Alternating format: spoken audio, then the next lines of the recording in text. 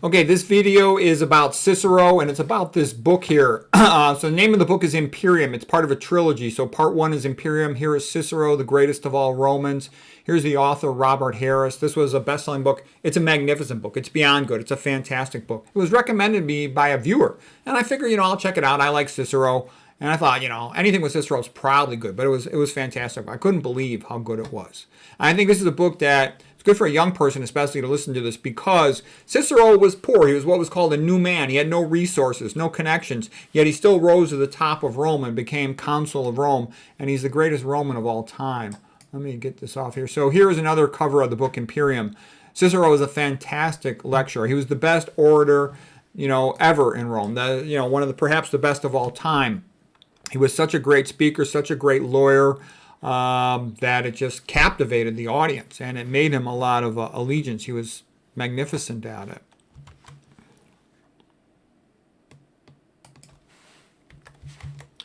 Okay, and Cicero had to deal with some pretty rough characters. He had to deal with Pompey. He formed an alliance with Pompey because it gave him some protection, and Pompey was the only one he could really side with at the time. He had to deal, of course, with Julius Caesar, who was a brutal genius. He was the greatest of the Roman generals in a country over 1,000 years, famous for great generals. Later on, of course, Octavian Augustus Caesar took over. But, these guys are a bunch of famous, badass guys, okay? They're very impressive. I mean, if you study Rome, these guys really stand out. Now, here's where Cicero was most impressive. When he was speaking in front of an audience. He was the best lawyer. He was the best political speaker. Coming from being poor, he was fluent. Besides being fluent in Latin, he was fluent in Greek, and he had gone to Greece. He had studied all the Greek philosophers and Greek orators. He was a very educated guy. He was reading all the time. So it's nice to see reading pay off.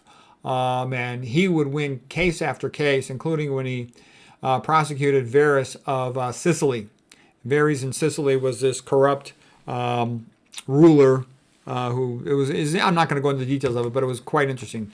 The book was very interesting all the way through. Oh, by the way, this is a guy named Greg Aldred. He's a very good historian, and here he is dressed up like he's Cicero doing hand gestures. And Cicero would do all kinds of things with his hands, because it would just add emotion and drama. Plus, often you're speaking to a big audience, and the people farther away might not hear you so well, but they'll catch part of what you're saying in the dramatic hand gestures that adds to it. And just another point I make about the Romans were brutal. I mean, they weren't even cruel. They were beyond cruel. They were brutal.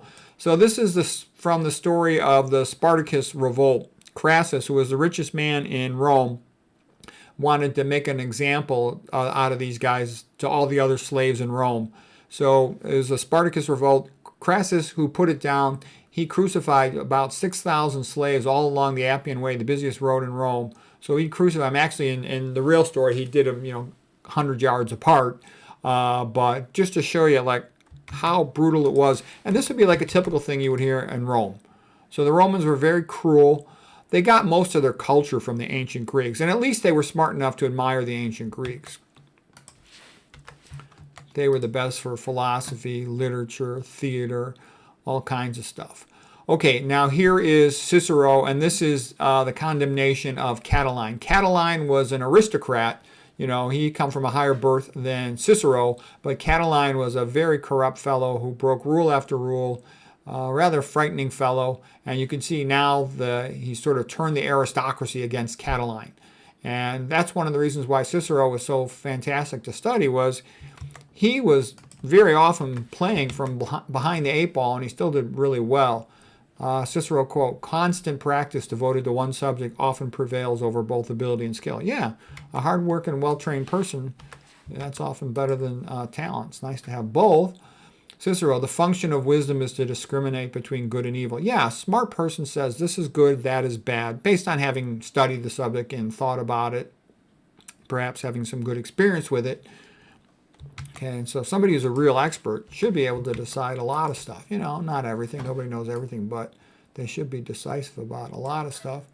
There's just a bunch of quotes from Cicero. He married a woman who was kind of rich to begin with as a way to get wealthy, and he had said, if you make the money yourself, that's going to take a long time. If you steal it, you'll get caught, and that's too risky. So the fastest and easiest way to become wealthy is to marry it. And there's actually truth in that. And if you study history, you see how a lot of families strategically planned all their marriages to make money. And, interesting. If I'd have married this one rich girl whose father was owned a bank, I could have retired at a young age. I would have had such an easy life. Too late now for that. Okay. I talked about he went to Greece. He was a serious student of oratory and rhetoric, read fluently, he translated some Greek books into Latin.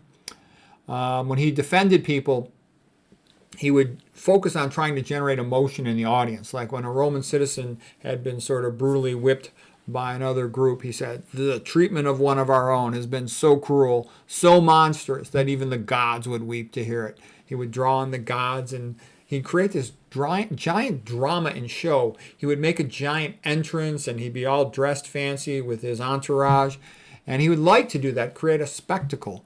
He said, in politics, appearances are so important.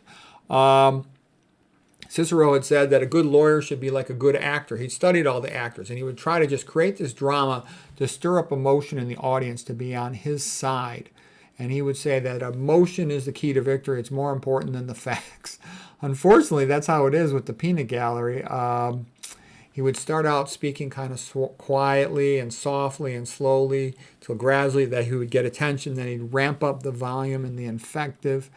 The book was just great. The author did a fantastic job. He really studied ancient Rome and knew it well, and has a fantastic vocabulary, ability to tell a story. Plus, when you tell a story about Rome, no one has a dog in the fight, so you can talk openly. You can't really talk openly about modern historical events because a lot of people become very offended. Like if you criticize Winston Churchill, a lot of people really love Winston Churchill, so they can't handle it when you talk about all the bad things that Winston Churchill did. Winston Churchill did a lot of good things, but what I'm trying to say is you can't talk openly about recent events with a big crowd because lots of people will get so offended that the conversation can't go anywhere. Versus when you're talking about ancient Rome, nobody's that involved personally in the details of ancient Rome. So you can put everything out there. The characters can all say what they really thought and felt. And that's partly what makes it so interesting. Okay, these are some old slides from the lecture I gave about Cicero and Cicero's quotes. So yeah, again, he was the greatest man in all Rome and ever in the history of Rome.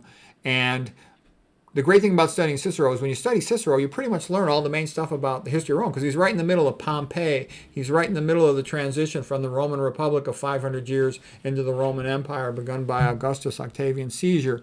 And he also dealt with Julius Caesar, with Mark Antony, the whole thing. Okay, Cicero would always ask in a situation, who benefited from it? Cui bono? Maybe they're the ones that are doing it. The person who made something happen is the one who's going to benefit from it. Okay.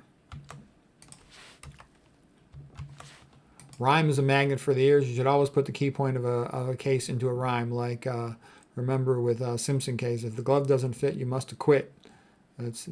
Rhyme is like a magnet for the ears.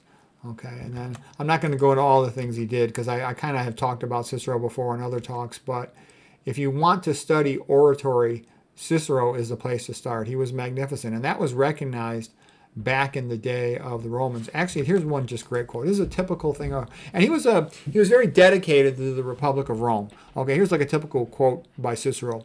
The Republic, when we inherited it, was like a beautiful painting whose colors were already fading with age.